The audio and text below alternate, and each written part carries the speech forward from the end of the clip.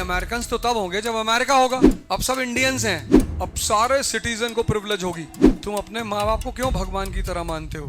तुम रटने का काम करते हो यार, और रटना मतलब किलिंग ऑफ माइंड। इतनी प्यारी मूवी आई थ्री इडियट, मतलब मेरा बस चले तो मैं हर लड़के को बैठा के दिखाऊं उसको। मतलब अगर तुमको पढ़ाई में मजा नहीं आ रहा है, और मजा कैसे आएगा क्योंकि तुमको पता ही नहीं चाइना सुपर पावर कैसे बन गया। ये 5 कंट्रियां हैं जिन्होंने E=E के फॉर्मूले को फॉलो किया। एक झटके में उसने फ्यूडलिज्म खत्म किया 1949 से 1954, 5 साल के अंदर। क्वेश्चन लिखो, what were the 3 principles of sun Yat-sen? मुझे आंसर चाहिए। फंडामेंटल राइट्स के 6 पिलर्स कौन कौन से? पहला क्या है? इक्वालिटी। दूसरा क्या है? फ्रीडम। तीसरा कल्चर एंड रिलीजन, एजुकेशन। चौथा क्या है? एक्सप्लॉइटेशन। पांचवा क्या है? 226 कॉन्स्टिट्यूशनल रेमेडी, है ना। एक और है, रिलीजन अलग है। अब इंडिया बिफोर ब्रिटिश, ये डायग्राम बना लेना जिंदगी में, और तुमको फंडामेंटल राइट कभी नहीं भूलेगी। इंडिया बिफोर ब्रिटिश और इंडिया आफ्टर ब्रिटिश।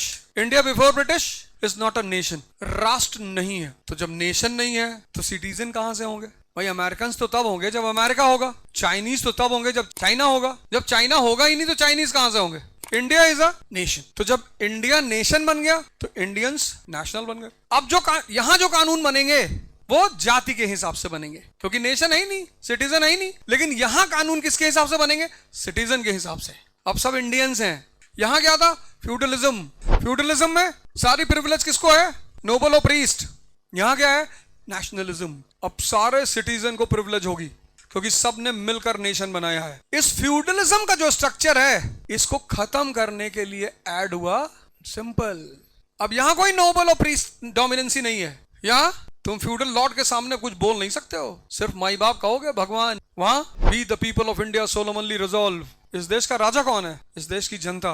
तो वो तो बोलेगी ही ना। इस पूरे स्ट्रक्चर को खत्म करने के लिए और नेशनलिज्म को मजबूत करने के लिए, स्ट्रॉन्ग करने के लिए, तुम अपने माँ बाप को क्यों भगवान की तरह मानते हो? क्योंकि उन्होंने तुम्हें अनकंडीशनली पढ़ाया है, पाल पोस के इतना बड़ा किया है। ऐसे ये नेशन तुम्हारे माँ बाप की तरह जब सारी सुविधा तुम्हें देगा, पढ़ाई देगा फ्री, हेल्थ देगा फ्री, इंफ्रास्ट्रक्चर बेहतरीन, लॉ एंड ऑर्डर, तो तुम प्राउड नहीं फील करोगे इंडियन होने का? तुम किसी पे प्राउड कब फील करते हो? जब तुम्हारे विकास में उसका कंट्रीब्यूशन होता है। यह है फंडामेंटल राइट कि जो डिस्क्रिमिनेशन फ्यूडलिज्म में है, अब वो डिस्क्रिमिनेशन इस 6 लेवल पे पूरी तरह से खत्म। किसको मजबूत करना है? नेशन को। और किसको मजबूत करना है? नेशनलिज्म को। अब यहां किसी एक सेक्शन को तुम बोलोगे कि तुमको नहीं पढ़ना है, तुमको स्कूल में नहीं पढ़ने देंगे, तो वो इंडिया के प्रति डिवोटेड होगा? बताओ। फिर तुम उससे आशा करोगे कि कभी लड़ाई होगी तो वो भी जाएगा मरने के लिए? नहीं जाएगा, उसे कोई फायदा ही नहीं होगा। वो कहेगा यार हमें कोई फायदा ही नहीं है, जाओ लड़ो, हमें क्या लेना देना। ये महमूद गजनी यहाँ क्यों जीत रहा है? क्योंकि जो लोग दबे हुए हैं, मार खा रहे हैं, उनसे कोई मतलब ही नहीं। तो पहला काम तुम्हें करना है, अपनी अंडरस्टैंडिंग पर काम करना शुरू करना है। ये डायग्राम बनाए थे, तुम रटने का काम करते हो यार, और रटना मतलब किलिंग ऑफ माइंड। इतनी प्यारी मूवी आई थ्री इडियट, मतलब मेरा बस चले तो मैं हर लड़के को बैठा के दिखाऊं उसको कि देखो उसमें दिखा रहा है कि जिंदगी में जीता कैसे जाता है। मतलब अगर तुमको पढ़ाई में मजा नहीं आ रहा है, और मजा कैसे आएगा क्योंकि तुमको पता ही नहीं चाइना सुपर पावर कैसे बन गया। अभी मैं इस क्लास में कह दूं कि कोई खड़े होकर चाइना डेवलपमेंट की कहानी सुनाए, कोई नहीं सुना पाएगा, पता ही नहीं। ये 5 कंट्रियां हैं जिन्होंने E=E के फॉर्मूले को फॉलो किया। पहला ब्रिटेन, दुनिया में सबसे पहले ये इंडस्ट्रियल रेवोल्यूशन यही हुआ 1750 में, और 1850 तक इसने पूरी दुनिया पे कब्जा कर लिया। किसकी वजह से? इंडस्ट्रियल रेवोल्यूशन की वजह से। ब्रिटेन के रास्ते पे कौन चला? United states of America. तो अगर दुनिया में बाटा फेमस है, ब्रिटेन की कंपनी है, तो आज बाटा से भी ज्यादा फेमस है एप्पल। अमेरिकन गुड्स का कोई सानी नहीं है दुनिया में। फिर यूएस को फॉलो किया जापान। तो ब्रिटेन का बाटा, यूएस का एप्पल, जापान का सोनी और टोयोटा, ये कंपनी जापान की है ना, इनका दुनिया में कोई टक्कर नहीं है। फिर इसको फॉलो किया चाइना ने, वन प्लस। फिर इन सब के रास्ते पे चलने की कोशिश की इंडिया ने, टाटा। देखो ये सब वर्ल्ड पावर है, क्योंकि सब क्या है? इकोनॉमिक पावर भी है, सिर्फ पॉलिटिकल पावर नहीं है। एक बात तुमने गौर की, ये सब इकोनॉमिक पावर है। यानी एक बात क्लियर हो गई कि दुनिया में अगर पॉलिटिकल पावर बनना है तो सबसे पहले क्या करना होगा? करेक्ट। अब इनके साइमल्टेनियसली तुम कंट्रीज देखो, इनके एकदम पैरेलल कंट्रीज देखो। नॉर्थ कोरिया, फर्जी चिल्ला रहा है ये आदमी, इसको ये प्रिंसिपल समझ में नहीं आया। सबको एक बात समझ में आ गई कि अगर दुनिया में पॉलिटिकल पावर बनना है तो सबसे पहले क्या बनना होगा। लेकिन ये बात नॉर्थ कोरिया को समझ में नहीं आई। खत्म है कंट्री। ये इनका बाटा है, इनका एप्पल है, इनका एप्पल बॉम्ब है। तो तुम्हें पढ़ाई में पता क्यों मजा नहीं आ रहा है? तुम्हें यहाँ की कहानी ही नहीं पता है कि इस कंट्री में फ्यूडलिज्म किसने खत्म किया। एक झटके में उसने फ्यूडलिज्म खत्म किया 1949 से 1954, 5 साल के अंदर। फिर इन लोगों ने बड़ा गाली दिया उसको, इन लोगों ने killer, demon demon demon demon, he is demon. पर उस आदमी को पता था कि मैं क्या कर रहा हूं, और उस आदमी का नाम है माओ जेडोंग। उसने कहा फ्यूडलिज्म खत्म कर दो, सबकी जमीनें छीन लो, कोई फ्यूडल लॉर्ड नहीं रहेगा कंट्री में, क्योंकि जब तक फ्यूडलिज्म जिंदा है तब तक कैपिटलिज्म आ ही नहीं सकता। 17, और ये बात उसे कहां से समझ में आई? French revolution 1789। फ्यूडलिज्म मरा, कैपिटलिज्म पैदा हुआ। जब तक फ्यूडलिज्म नहीं मरेगा तब तक कैपिटलिज्म नहीं पैदा होगा। The biggest barrier to feudalism is, the biggest barrier to capitalism is, अभी तुम यूपी में कोई फैक्ट्री लगाओ, तुरंत वहां के फ्यूडल लॉर्ड्स 20,000 आदमी सड़क पे भेज देंगे कि जाओ जाओ तुम्हारी जमीन छीन रहे जाओ। वो बेचारे समझ ही नहीं पाते कि यार इंडस्ट्री लगने से क्या होगा। समझ में आएगा तभी तो किसी चीज को सपोर्ट करेंगे, जब समझ में ही नहीं आएगा। इसकी फाउंडेशन रखी डॉक्टर सुन यत सुन ने 1912, the 3 principles of Sun Yat Sen. Question लिखो, what were the 3 principles of Sun Yat Sen. मुझे आंसर चाहिए तुम लोगों से।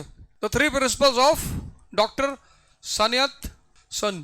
इस आदमी ने मॉडर्न चाइना का फाउंडेशन रखा। पढ़ाऊंगा तुमको, बताऊंगा कैसे। इस आदमी को और तुम हटा दो। इस आदमी ने कहा 1912 में कोई आइडेंटिटी नहीं लिखी जाएगी, जितने भी फॉर्म्स होंगे ना उसमें कोई आइडेंटिटी नहीं लिखी जाएगी, कोई जाति नहीं लिखेगा, कोई धर्म नहीं लिखेगा, कुछ नहीं लिखेगा कोई, तुम सब सिर्फ एक हो, चाइनीज। और 2012 तक पहुंचते पहुंचते जो प्रीवियस सारी आइडेंटिटीज थी गायब हो गई। 100 साल मतलब 3 जनरेशन। तो पहले जनरेशन को याद रहा होगा, दूसरे को थोड़ा बहुत याद रहा होगा, तीसरा भूल ही गया कौन दलित, कौन ब्राह्मण, कौन क्षत्रिय, कौन क्या। उनकी जो फीलिंग ऑफ वननेस है वो आज बहुत ज्यादा स्ट्रांग है। फिर इस कंट्री को चाइना, फिर माओ जेडोंग, ये आदमी, इसको पश्चिम ने बहुत गाली दिया, बहुत। एक झटके में फ्यूडलिज्म खत्म किया इसने 49 to 54। बोला इनके पास 10,000 बीघे जमीन है। बोले कितने लोग हैं परिवार में? बोले साहब हैं तो 2 ही लोग। बोला छीन लो 5 बीघे छोड़ के। बोले साहब इनके पास 5,000 तलवार लिए लोग हैं। बोला सबको मार डालो, बचना नहीं चाहिए। Anyone who opposes national interest should be eliminated, मार डालो। फिर इस कंट्री को एक मसीहा मिला, इकोनॉमिक मसीहा, डेंग जियाओपिंग। वहां से अमेरिका से दोस्ती इन लोगों ने की, सफाई कर ली, पुराने जो कांटे थे उनको उखाड़ के फेंक दिया, अपना बेस मजबूत कर लिया, एग्रीकल्चर स्ट्रांग कर ली, अपनी जो स्मॉल स्केल इंडस्ट्रीज थी उसको मजबूत कर लिया। मतलब होमवर्क कर लिया इन्होंने, एनसीईआरटी तैयार कर ली। अब जब इन लोगों ने एनसीईआरटी तैयार कर ली तब अमेरिका से दोस्ती की कि यार टेक्नोलॉजी दे दो, हाँ ये थोड़ी सी मदद करो यार, टेक्नोलॉजी दे दो, हमारा बाजार ले लो, पेप्सी बेचोगे, हाँ आओ। पर उनके यहाँ कोई पेप्सी पीता नहीं, चाइनीज के अपने अपने ड्रिंक हैं। तो तुमको चूंकि ये कहानी नहीं पता है इसलिए तुम्हें पढ़ाई में मन ही नहीं लग रहा है, क्योंकि मन वहां लगेगा जहां उसको मजा आएगा, जहां वो पजल को सॉल्व कर लेगा। जैसे मैथ का क्वेश्चन लगाया तुमने, एक लग गया, तुरंत दूसरे लगाओगे तुम वहीं बैठ के, और जब तक क्वेश्चन सॉल्व होते रहेंगे, आंसर सही आता रहेगा, तब तक तुम क्वेश्चंस लगाती रहोगी। क्यों? क्योंकि मजा आ रहा है।